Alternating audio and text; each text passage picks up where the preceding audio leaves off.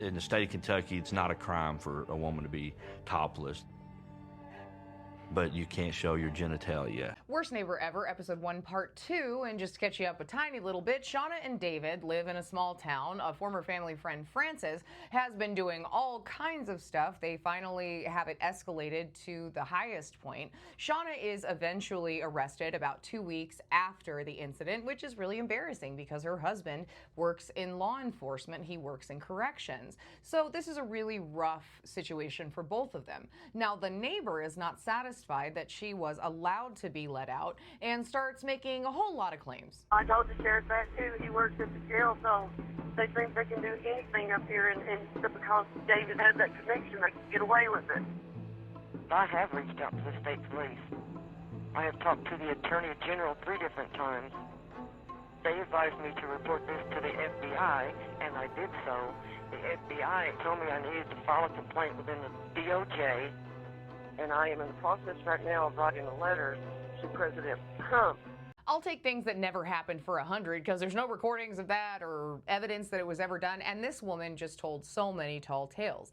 But because there was the charge from their previous interaction, which Shauna got charged with 4th-degree assault with minor injury, there was an order of protection in place so that they couldn't come near each other. Shauna felt trapped in her house. She could barely go out front. And you've got to remember at this point, she's on disability. That's pretty much her whole world. But Frances basically does whatever she wants. The man that they won't protect me from pulled into this driveway beside my driveway. Frances came up to his car. She went around the car windows, beating on the car windows, cussing and calling names. I went over and videotaped his car sitting there, running, with him in it. I would put the blinder thing in front so you can't see in the car, and he'd sit there in the car, and he wouldn't roll down his window. Saying, if you're a man, come out here and fight me. Professionally speaking, I'm so with Shauna. I would have so many charges. Who? What? And the way that she treated them, oh, it's going to get a lot worse here. So she was calling the cops all the time. Frances was on them for just a bunch of stuff. There were some fireworks calls and just random things, anything she could think of to call the police about. Now, David was a peacemaker. He was trying not to really get into that. And every time Shauna would bring up calling the cops, he basically said there's not really any point. They're not going to do anything for us. And he came in with this saying, which I am adding to my vocabulary immediately, if not sooner. He would say, just let it be. It is what it is. Dave was a peacemaker. He was definitely the calm to my storm. He would always say, she's just a clown, don't attend her circus. Now it's getting worse and worse for them, and because her attacks at the kids are so targeted, they're not allowed to come over anymore. And from what I gather from Shauna, she is a very involved grandmother and mother. So she says that was devastating. Her and her daughter really weren't speaking at that point. 13. Every time my mom was outside, she was harassing her, yelling crazy things at her. Frances really started stalking my mom everywhere she went. She would follow me and Owen to the grocery store, block us in at Kroger's where I couldn't get out. Anything she could think of to do to aggravate, she would do it. I would have Owen out in the yard. My nieces would be out in the pool. Frances would lay out in her yard, topless. She'd be out there mowing her yard naked. I'll say to someone who's been in a position to keep my kids protected when going to a grandparent's house was not the safest thing. You made the right decision. Sometimes it hurts, but you got to do what you got to do, especially with a neighbor like that. Then when Shauna finally does call the cops about a lot of this stuff, because it is so out of hand, David was right. Come to my house, please. And what's going on? We're out in our pool, and my neighbor, she was standing in her front door butt naked, and I have kids in my pool. All right, we'll send somebody up there, okay? Thank you. The cops informed us that that's not against the law, so there was nothing we could do about it. In the state of Kentucky, it's not a crime for a woman to be topless, but you can't show your genitalia, and that's for guys and girls. I mean, it's a crazy law because there's children out and about, but we do have some odd laws. See, that was the surprising to me because I can see if you're just like walking around without a shirt on or whatever, regardless of what's going on. But I really can't see that if it's targeted at children, like the pictures that she has show very clearly, how that is not some sort of issue. I wonder a lot of things.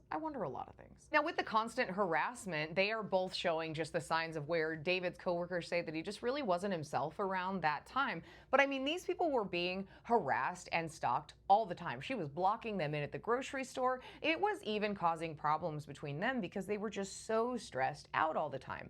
But think about the case, back to that. They still are supposed to go to trial on this, which of course is what Frances wants. But the reality of it is, even the one witness they do have is also tired of Frances. I don't want involved with it no more. Has there been some sort of issue going on between you and Ms. Zoyer? Makes you want to just stay out of it? She's just harassing me, if you want me to be honest. She texts me every day, paragraph after paragraph after paragraph. Well, you need to call Andrew. You need to go to the police department. You need to do this. You need to go pick up your subpoena. This has been going for almost a year now. I have reason to believe that Annie is calling and making false reports because she wanted me to call you and report some stuff that Shauna was doing. One way or the other, this isn't looking real good for Frances, but she wants Shauna locked up for 18 months. A strange number to kind of fixate on. Maybe it was somewhere in the code.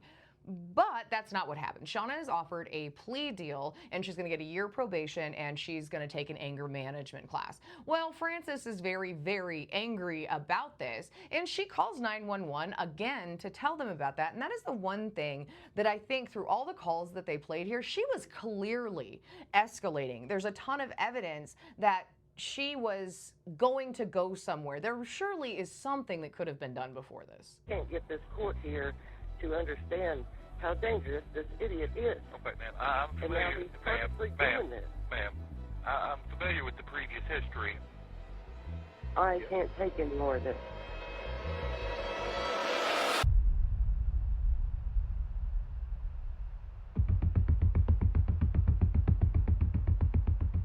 I told Shauna right to her face.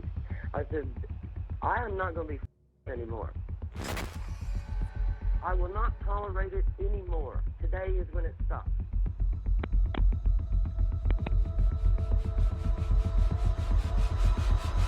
Shauna was hit in the face, which shattered every bone in her face, and she faced a very long recovery. Unfortunately, David was hit in the heart and did not survive.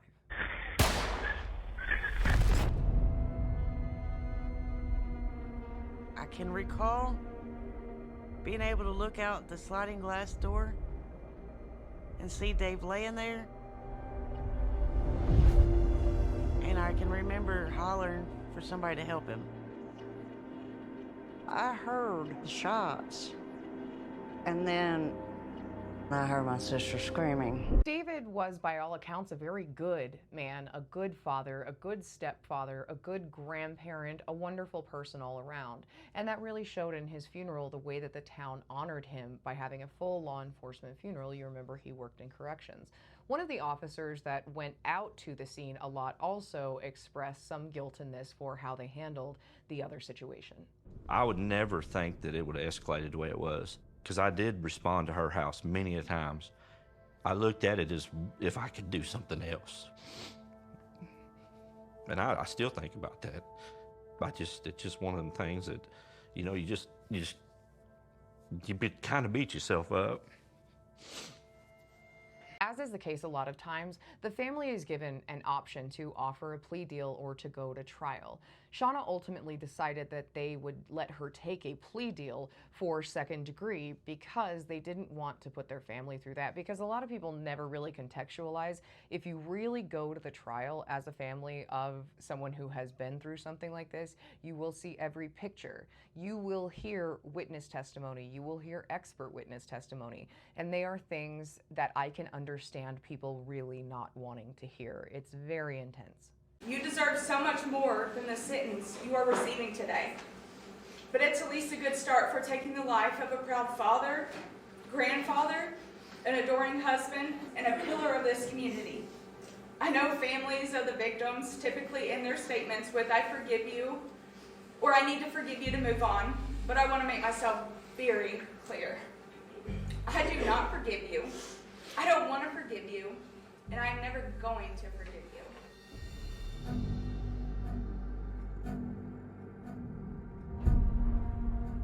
Shauna has had 16 facial reconstruction surgeries, but has reconciled with her children and been able to be a part of their lives again. Her daughter even moved back to the area to be closer to mom. Her biggest takeaway from this is she just hopes that everyone remembers who David was and that he was an amazing person, which is why she did this.